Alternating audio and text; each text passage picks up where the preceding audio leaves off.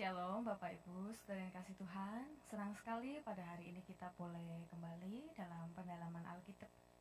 Pendalaman Alkitab kita akan memulai pendalaman Alkitab ini, namun sebelumnya kita akan berdoa terlebih dahulu.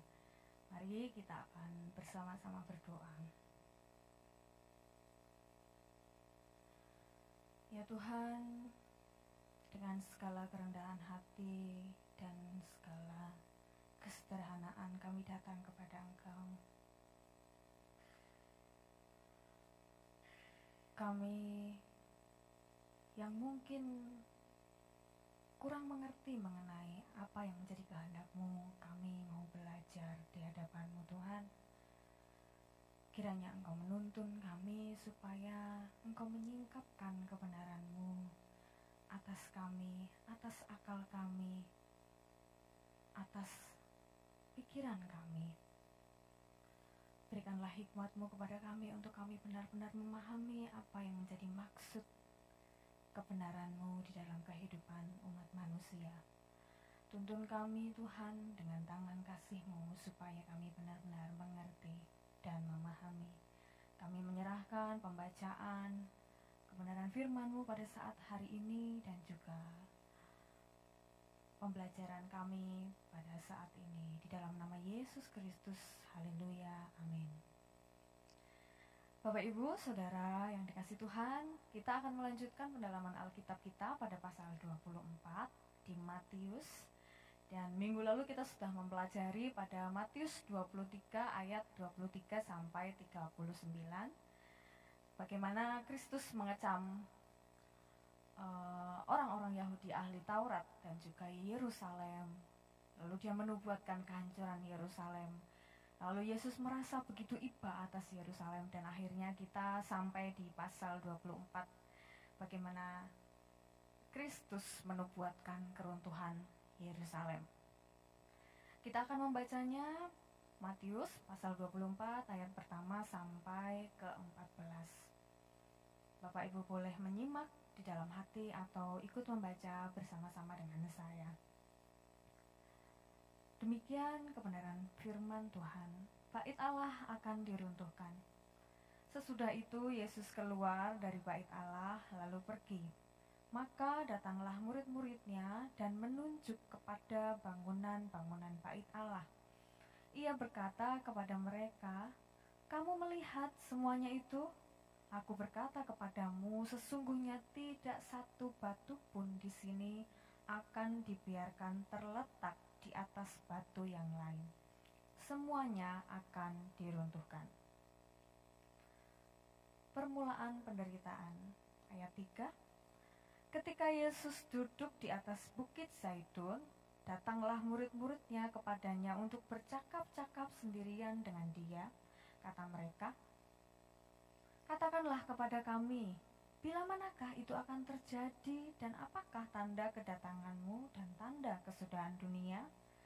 Jawab Yesus kepada mereka, "Waspadalah supaya jangan ada orang yang menyesatkan kamu, sebab banyak orang akan datang dengan memakai namaku dan berkata, 'Akulah Mesias,' dan mereka akan menyesatkan banyak orang. Kamu akan mendengar deru perang atau kabar-kabar tentang perang. Namun berawas-awaslah, jangan kamu gelisah. Sebab semuanya itu harus terjadi, tetapi itu belum kesudahannya. Sebab bangsa akan bangkit melawan bangsa dan kerajaan melawan kerajaan. Akan ada kelaparan dan gempa bumi di berbagai tempat. Akan tetapi semuanya itu barulah permulaan penderitaan menjelang zaman baru. Pada waktu itu kamu akan diserahkan supaya disiksa, dan kamu akan dibunuh dan akan dibenci semua bangsa oleh karena namaku. Dan banyak orang akan murtad dan mereka akan saling menyerahkan dan saling membenci. Banyak nabi palsu akan muncul dan menyesatkan banyak orang. Dan karena makin bertambahnya kedurhakaan, maka kasih kebanyakan orang akan menjadi dingin. Tetapi orang yang bertahan sampai pada kesudahannya akan selamat. Dan Injil kerajaan ini akan diberitakan di seluruh dunia menjadi kesaksian bagi semua bangsa. Sesudah itu barulah tiba kesudahannya. Amin. Demikian kebenaran firman yang sudah kita baca bersama-sama. Di dalam pasal 24 ini, Yesus mengucapkan nubuatnya pada akhir-akhir pelayanannya, ya, seperti kemarin yang sudah saya sampaikan, bahwa dia menyampaikannya karena ini sudah berada pada ambang akhir pelayanannya. Karena pada saat itu kemungkinan 3 hari sebelum hari kematian Yesus pada hari Paskah. Sebelum Paskah maksud saya. Nah, ayat 1 dan ayat 2 ini yang kita baca tadi ini berbicara mengenai saat di mana topik atau pembicaraan itu sedang dibicarakan, dan sedang ayat 3 sampai seterusnya itu berbicara mengenai topik utama yang mereka bicarakan, yaitu Yesus dan murid-muridnya bicarakan, yaitu tentang penghancuran dan akhir zaman. Topik mereka yang mereka bicarakan secara rinci adalah berbicara mengenai penghancuran Yerusalem, keruntuhan jemaat dan bangsa Yahudi, pertanda kehancuran serta akibatnya, dan juga kedatangan Yesus. Ada beberapa pendapat yang menubuatkan, yang menceritakan bahwa ini adalah nubuat tentang apa. Pendapat ini muncul karena ucapan Yesus mengenai kesudahan ini berbicara antara kesudahan atau akhir dari Yerusalem atau akhir zaman yang sesungguhnya, yaitu jauh ke depan. Yang pertama, mereka menyebut bahwa ini adalah di pasal 24 ini adalah nubuat tentang penghancuran Yerusalem, dan tahun 70 Masehi adalah puncak dari penghancuran itu. Dan juga pendapat yang lain berkata bahwa ini adalah nubuat yang merujuk pada penghakiman akhir zaman yang sesungguhnya. Dan kedua-duanya ini ternyata berlaku sesuai dengan sejarah, ya. Sejarah mencatat semuanya ini. Dan juga Matius 24 ini linier dengan Wahyu pasal 6 yang berbicara mengenai akhir zaman, di mana di Wahyu pasal 6 diungkapkan mengenai 7 meterai. Dan di Wahyu ini adalah perkataan Yesus atau nubuatan yang Yesus ucapkan kepada Yohanes, sedangkan di Matius ini adalah perkataan atau nubuatan yang Yesus ucapkan kepada murid-muridnya. Pasal 24 ayat 1, sesudah itu Yesus keluar dari bait Allah lalu pergi. Nah, maka datanglah murid-muridnya dan menunjuk kepada bangunan-bangunan bait Allah. Sesudah itu Yesus keluar dari bait Allah lalu pergi. Seperti yang Yesus nubuatkan pada pertemuan kita minggu lalu, di mana dia berkata bahwa Yerusalem akan ditinggalkan, Yerusalem akan dibuang, kemuliaan Allah tidak ada lagi di sana. Dan itu benar-benar nubuat ini digenapi, bahwa Yerusalem ditinggalkan menjadi sunyi, dan Kristus telah melakukannya. Ia telah meninggalkan bait suci. Sesudah itu Yesus keluar dari bait Allah lalu pergi. Ini adalah sebuah gambaran, bukan hanya gambaran fisik.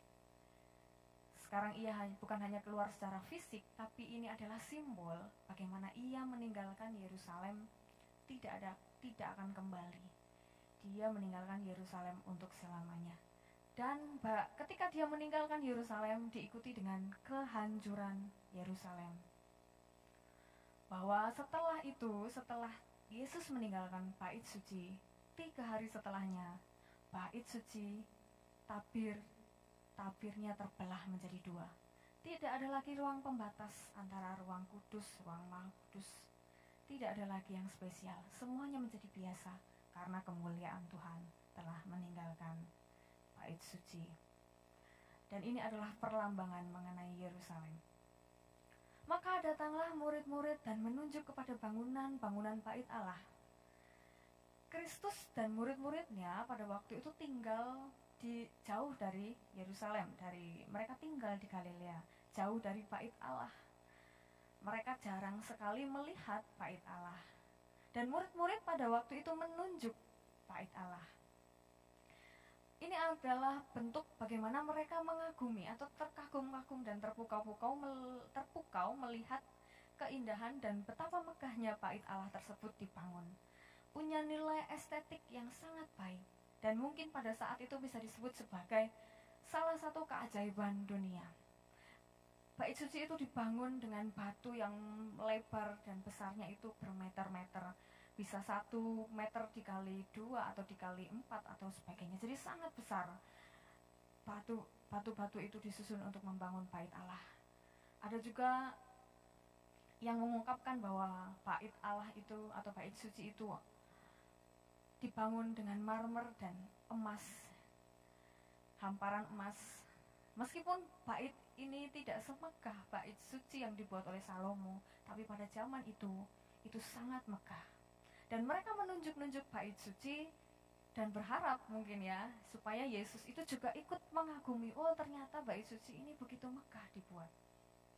Padahal di situ ada jauh yang lebih megah dan mulia ketimbang bangunan secara fisikly, yaitu Yesus Kristus itu sendiri.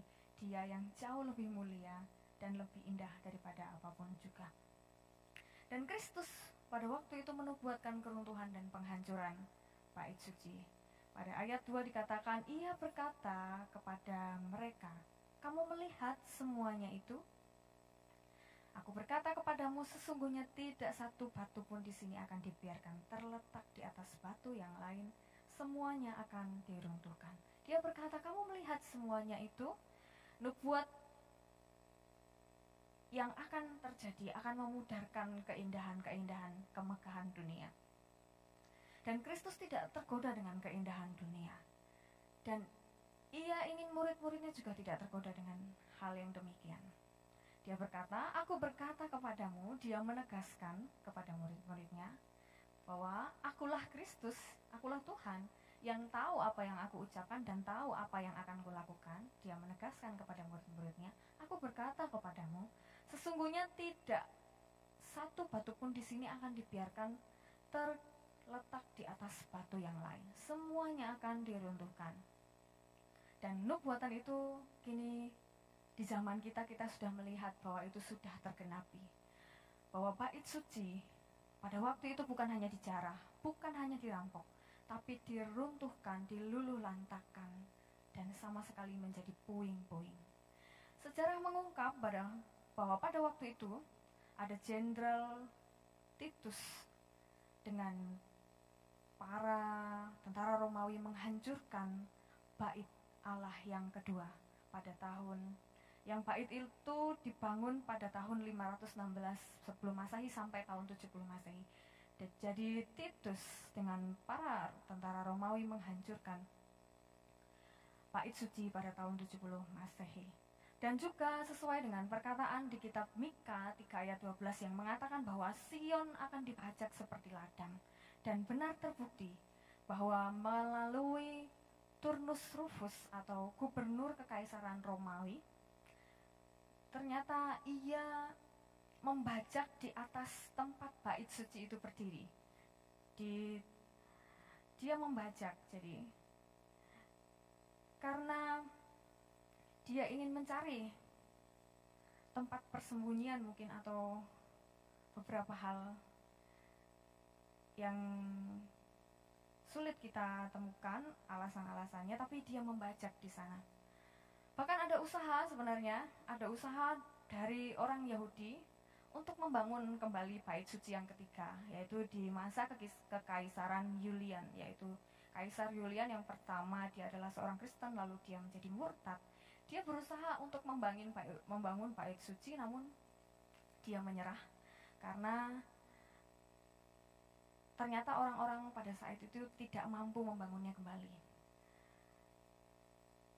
Pada waktu mereka membangun bait suci dengan para pekerja-pekerjanya, muncul semburan api dari dalam tanah dan membakar para pekerja dan menghanguskan dasar dari bangunan bait suci, yaitu pada tahun 363 Masehi, sehingga mereka menyerah untuk membangun bait suci. Dan pada waktu itu juga sekitaran masa-masa itu tempat di mana bait suci berdiri, provinsinya diubah menjadi Suriah atau Palestina. pada ayat yang ketiga, ketika Yesus duduk di bait di atas bukit Zaitun, datanglah murid-muridnya kepadanya untuk bercakap-cakap sendirian dengan dia, kata mereka. Katakanlah kepada kami, bila manakah itu akan terjadi, dan apakah tanda kedatanganmu dan tanda kesudahanmu? Bukit Zaitun, Bapak Ibu, itu menghadap langsung ke bait Allah. Jadi jaraknya sebenarnya tidak terlalu jauh. Dari Bukit Zaitun, dari atas Bukit Zaitun kita bisa melihat bait Allah secara keseluruhan. Dan beberapa kitab di bacaan kita, referensi kita mungkin di Markus kalau tidak salah itu, di mana pada waktu itu Yesus duduk di atas Bukit Zaitun dan menghadap ke bait suci sebagai seorang hakim atau sang hakim.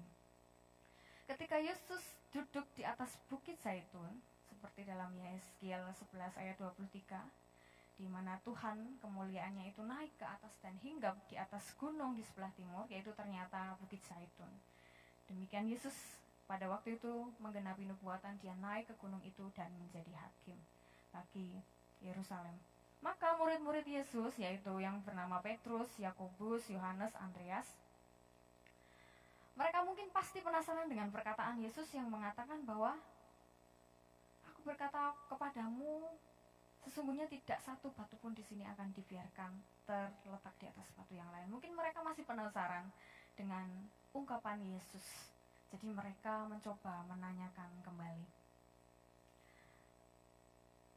Mereka ingin tahu lebih banyak. Mereka berkata, katakanlah kepada kami. Jadi murid-murid ingin mendengar pernyataan Yesus yang kelihatannya harus dijelaskan lebih jelas lagi. Bila manakah itu terjadi? Jadi mereka bertanya, kapan sih waktunya akan terjadi?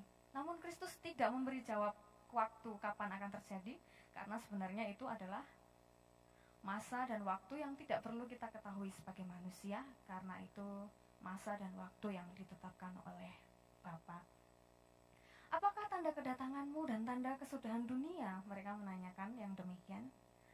Dan pertanyaan ini berkaitan dengan penghancuran Yerusalem dan berakhirnya masa jemaat dan bangsa Yahudi, dan juga panggilan jemaat yang bukan Yahudi untuk membangun kerajaan Kristus di dunia. Dan juga mengenai pertanyaan murid ini mengenai masa yang jauh ke depan lagi, yaitu eskatologi atau akhir zaman. Dan Kristus memberikan jawaban yang justru jawaban ini ingin mempersiapkan mereka untuk menghadapi peristiwa-peristiwa yang akan mereka hadapi ke depan, yang berkaitan mengenai penghancuran Yerusalem. Mungkin murid-murid cukup sulit dimengerti, sulit memahami perkataan Yesus, sulit memahami mengenai peristiwa-peristiwa yang Yesus ucapkan, dan mungkin juga belum jelas. Tapi Yesus tidak meluruskan itu. Dia menjawab dengan berkata mengenai kewaspadaan. Pada ayat 24, pada ayat 4, pasal 24, jawab Yesus kepada mereka, waspadalah supaya jangan ada orang yang menyesatkan kamu. Dikatakan demikian, dia mengawali jawabannya dengan peringatan bahwa akan ada banyak penyesat yang menyesatkan orang-orang benar. Penyesatan ini akan ditandai dengan terjadinya atau banyak orang-orang pengikut Tuhan akan terpecah-pecah dan berkelompok-kelompok, dan membuat kehancuran Yerusalem semakin lebih cepat karena orang-orang terpecah-pecah. Ayat 25 dikatakan, sebab banyak orang akan datang dengan memakai namaku dan berkata, akulah Mesias, dan mereka akan menyesatkan banyak orang. Para penyesat akan memakai nama Kristus. Bisa juga penyesat ini adalah para pemimpin-pemimpin jemaat yang mengaku sebagai wakilnya. Mereka berpura-pura menerima penyataan ilahi. Mereka berpura-pura dan merasa memiliki tugas yang cukup mendesak. Dan roh bernubuat atas mereka. Roh ada di dalam mereka dan mereka ingin mengucapkan nubuat. pemimpin-pemimpin ini dianggap sebagai pemimpin yang melanggar dan merebut jabatan Kristus. Mereka mengklaim bahwa hadirat Kristus itu ada bersama dengan mereka, ada di pihak mereka. Mereka merasa mereka bisa membuat mukjizat, dan memang benar mereka bisa melakukannya, dan mereka akan mengadakan tanda-tanda yang dahsyat sehingga menipu indera orang-orang percaya dengan tipuan, sulap, keahlian meramal, dan ahli-ahli sihir seperti di Mesir. Dan ini pun pernah terjadi sebelumnya di dalam Perjanjian Lama, bagaimana di kitab Yeremia dituliskan bahwa iblis menjadikan mereka sebagai kaki tangan, dan mereka memakai tipuan-tipuan dan memperdaya jiwa-jiwa yang malang. Jadi mereka yang demikian ini masih ada, sudah ada dan telah ada. Pada waktu itu mereka juga sudah ada. Pada zaman ketika setelah Yesus pergi pun ada. Bahkan pada zaman kita sekarang pun banyak sekali pemimpin-pemimpin gereja yang mengaku-ngaku mendapat penyataan ilahi dan merasa bahwa kehadiran Kristus ada di pihak mereka dan mereka bisa melakukan apa saja. Namun sebenarnya mereka melanggar, bahkan merebut jabatan Kristus, kemuliaan Kristus mereka rebut untuk mereka sendiri, bukan untuk Kristus. Bapak Ibu dapat melihat sendiri di media sosial, di internet, bertebaran orang-orang yang mengaku demikian. Kristus menubuatkan apa yang terjadi pada ayat yang ke-6. Kamu akan mendengar deru perang atau kabar-kabar tentang perang. Jadi dia menubuatkan bahwa sebentar lagi kamu akan mendengar deru perang dan kabar-kabar perang. Namun berawas-awaslah, jangan kamu gelisah atau gempar atau bingung. Tentu kalau kita di zaman sekarang mendengar kabar perang, kita pasti akan sangat gelisah, sangat menjadi bingung. Apa yang akan kita perbuat? Bagaimana nasib kita? Bagaimana dengan rumah kita? Bagaimana dengan pekerjaan dan keluarga dan seterusnya? Bagaimana dengan masa depan?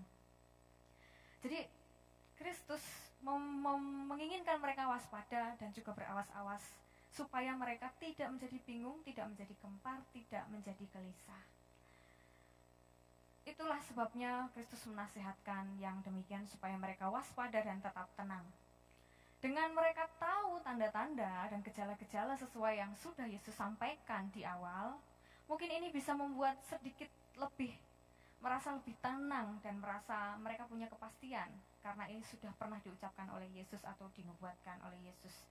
Seperti kalau kita sedang sakit, tapi kita tidak tahu, kita sakit merasa gejala yang aneh-aneh, tapi kita tidak tahu penyakit kita apa. Mungkin kita bingung, kita ini sakit apa. Tapi kan kalau kita sudah tahu penyakit yang kita derita itu apa, kita mungkin sedikit lebih tenang karena kita tahu bagaimana cara treatment yang bisa kita lakukan untuk memulihkan tubuh kita atau mengobati kita. Nah, dengan demikian inilah yang Yesus ucapkan, bahwa murid-murid harus berawas-awas supaya mereka tidak bingung, tidak gelisah, dan tidak gempar. Tetapi itu belum kesudahannya dia mengucapkan demikian. Semuanya ini, deru perang, kabar-kabar perang, itu belum kesudahannya, belum berakhir. Akan ada yang lebih buruk lagi segera tiba. Jadi jangan tenggelam pada keadaan yang sekarang, tapi siapkanlah tenagamu, kekuatanmu untuk menghadapi yang di depan, yang lebih buruk lagi yang akan terjadi. Nah, ini juga berkaitan dengan meterai-meterai yang ada di Wahyu. Ini berbicara mengenai meterai kedua, yaitu kuda merah. Bagaimana orang yang menunggang kuda merah itu akan mengambil damai sejahtera dan membuat manusia saling membunuh. Dan selanjutnya kita akan belajar pada ayat yang ke-7, sebab bangsa akan bangkit. Sebab bangsa akan bangkit melawan bangsa dan kerajaan melawan kerajaan, akan ada kelaparan dan gempa bumi di berbagai tempat. Bangsa akan bangkit ini adalah kata pasif, di mana ternyata dari kata pasif ini ada sebuah kekuatan yang melebihi dari kendali bangsa-bangsa yang bangkit ini. Ya, bangsa akan bangkit melawan bangsa dan kerajaan melawan kerajaan. Jadi bukan hanya karena kemauan bangsa itu, tapi ada kekuatan dan kuasa di balik mereka yang punya kendali atas mereka, menyebabkan bangsa-bangsa dan kerajaan-kerajaan ini akan saling melawan. Mereka menjadi tidak percaya antara satu dengan yang lain, saling menyerahkan dan saling membenci. Dan di dalam nubuatan ini juga disebutkan ada tanda bagaimana kedatangannya ini. Tandanya adalah akan ada kelaparan. Di sini juga berbicara mengenai materai, kalau di Wahyu berbicara mengenai kuda hitam, dan juga mungkin juga akan ada sampar dan gempa bumi di berbagai tempat, menyebabkan kematian banyak orang dan ketakutan banyak orang juga. Tapi Kristus berkata bahwa tetapi semuanya itu barulah permulaan penderitaan. Ia menghabisi semua orang, semua yang ada di bumi sampai kesudahannya menjelang zaman baru. Pada ayat 9, kini ia membuat penganiayaan, menubuatkan penganiayaan terhadap umat Allah setelah dia mengucapkan bahwa mereka akan mendengar deru perang, kabar-kabar, mereka akan melihat bahwa bangsa melawan bangsa. Kini ia menubuatkan mengenai penganiayaan umat-umat Tuhan. Pada waktu itu kamu akan diserahkan supaya disiksa, kamu akan dibunuh dan dibenci semua bangsa karena namaku. Jadi umat-umat Tuhan pada waktu itu akan disiksa, diserahkan dan akan dibunuh. Mereka akan dibelenggu dan didera. Bahkan kita bisa melihat di dalam kebenaran firman Tuhan bagaimana Rasul Paulus pun mengalami, juga rasul-rasul yang lain juga mengalami yang demikian ketika zaman-zaman penghancuran Yerusalem.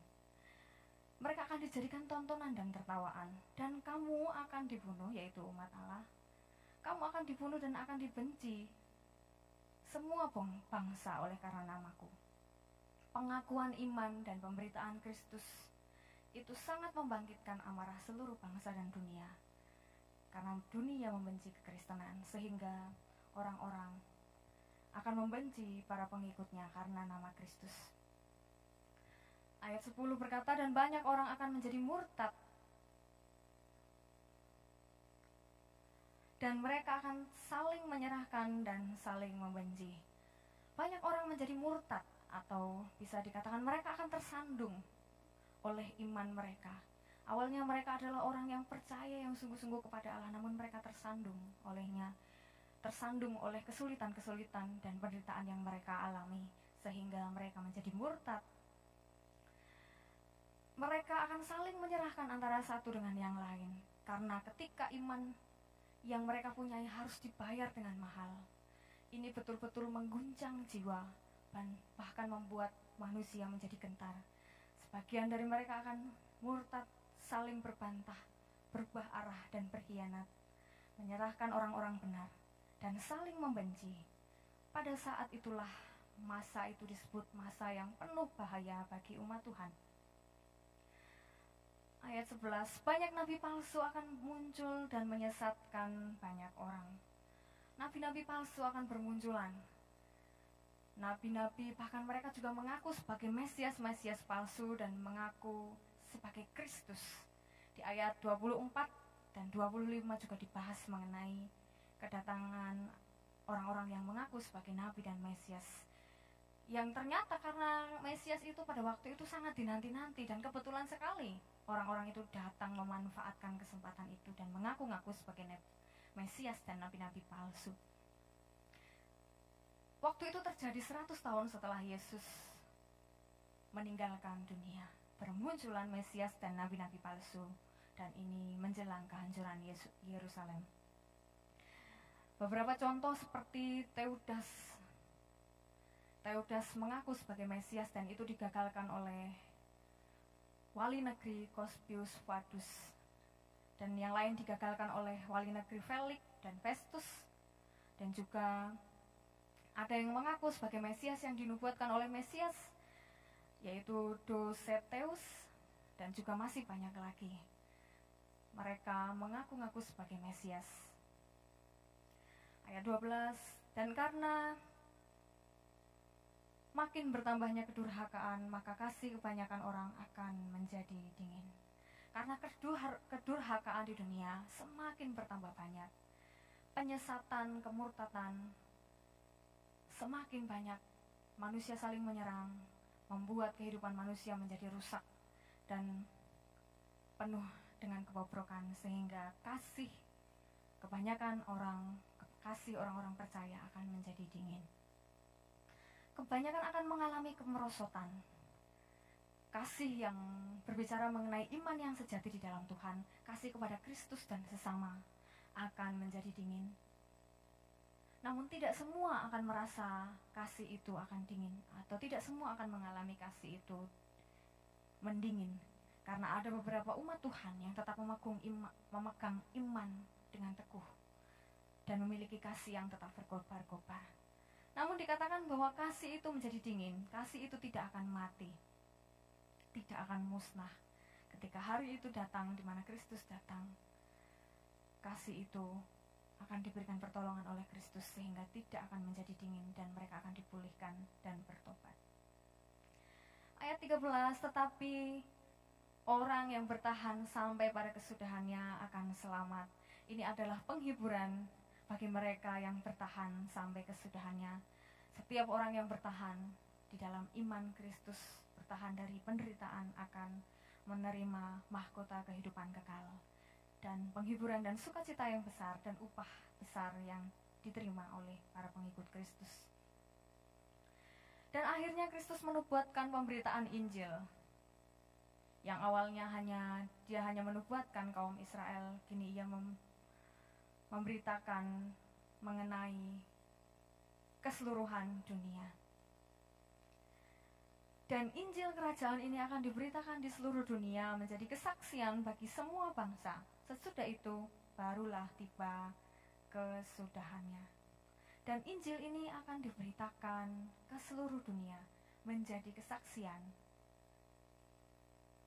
bagi dunia. Dan ini merupakan kehendak Allah yang harus dilakukan oleh umat manusia, bahwa mereka yang percaya dan diselamatkan semuanya memberitakan Injil bagi semua bangsa, bermula dari rasul-rasul, lalu orang-orang kudus yang dianiaya, yang turut menyebarkan Injil kemana-mana, dan juga ke ujung bumi. Dan Injil ini akan terus diberitakan sampai kesudahannya.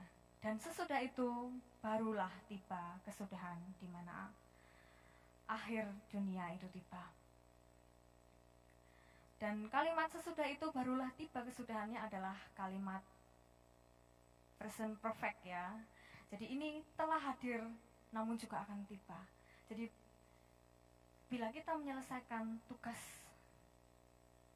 ini, maka kita akan beroleh mahkota kemuliaan. Namun juga di sini dikatakan bahwa pada saat ini tubuh rohani akan disempurnakan. Pada waktu itu ketika kesudahannya tiba, bangsa-bangsa akan bertobat. Maka setelah semuanya terpenuhi dan tergenapi, maka segera akan diikuti dengan kesudahan di mana akhir dunia akan tiba. Pembelajaran dan kesimpulan yang kita peroleh dari Matius 24 ayat yang pertama sampai ayat 14. Pertama-tama, umat Allah akan dibuat menjadi bingung, gentar, dan takut, dan terombang-ambing karena akan ada orang-orang yang mengaku-ngaku sebagai Kristus, mengaku-ngaku membawa kuasa dari Kristus. Mereka akan terombang-ambing. Lalu selanjutnya umat Allah akan mengalami aniaya, namun setelah itu mereka akan beroleh mahkota. Ketika umat mengalami penganiayaan, ini seperti sebuah penampian bagaimana Kristus memilih mana yang benar-benar umat yang sejati, yang mengikut Tuhan dengan sungguh-sungguh dan tidak. Lalu setelah itu, setelah penampian berakhir, Injil itu akan diberitakan dan kesudahan akan tiba. Nubuat ini berlaku atas Yerusalem dan juga berlaku atas dunia dan zaman kita, bagaimana akhir zaman itu akan tiba. Kristus pada waktu itu mengingatkan murid-muridnya untuk waspada dan bersiap diri untuk menghadapi kesulitan dan penderitaan-penderitaan ketika penghancuran Yerusalem itu tiba. Demikian juga seluruh umat manusia, kita pada saat ini pun diingatkan untuk waspada, bahwa kita harus siap menghadapi kesulitan-kesulitan di akhir zaman. Dan meskipun kita pada saat ini mungkin kita tidak tahu apakah kita mampu menghadapinya seperti para rasul-rasul lakukan, para pendahulu-pendahulu kita lakukan. Begitu sulit dan begitu sangat tertekan dan menderitanya mereka ketika menghadapi hari-hari di mana Yerusalem mengalami penghancuran. Dan mungkin apa yang akan kita hadapi nanti pun sangat begitu sulit bagi kita, sehingga kita menjadi mudah untuk tersandung dan murtad di hadapannya. Namun biarlah kita terus waspada dan terus bertahan di dalam Tuhan. Dan ketika kejahatan juga kedurhakaan semakin bertambah, kasih manusia akan menjadi dingin.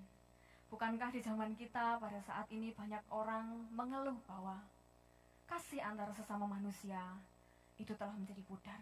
Bagaimana manusia tidak bisa menganggap manusia sebagai sesamanya, tidak memanusiakan sesamanya. Dan itu pun sering kita temui. Dan tanda-tanda mengenai kedatangannya akan terus datang di hadapan kita. Dan biarlah kita terus berawas-awas bahwa akan banyak muncul penyesat-penyesat, dan kita juga sudah mengalaminya. Kiranya kita terus dapat dengan teliti meneliti siapa pemimpin-pemimpin gereja yang benar, siapa pemimpin-pemimpin yang bisa diikuti, pemimpin-pemimpin yang menyatakan kehendak Kristus, dan siapa yang bukan. Dan biarlah apa yang kita pelajari pada saat hari ini boleh menjadi perenungan kita bersama, menggugah iman kita bahwa kesudahan Kristus akan segera tiba. Dan biarlah kita terus berwaspada, bahwa biarlah kita terus menumbuhkan iman kita di hadapan Tuhan, dan kita terus membangun kasih kita kepada Kristus dan kepada sesama. Mari kita akan berdoa. Kami bersyukur bila kami boleh diizinkan untuk merenungkan, mempelajari sedikit dari kebenaran-Mu. Engkau telah menolong kami untuk dapat mempelajari dan menelaah.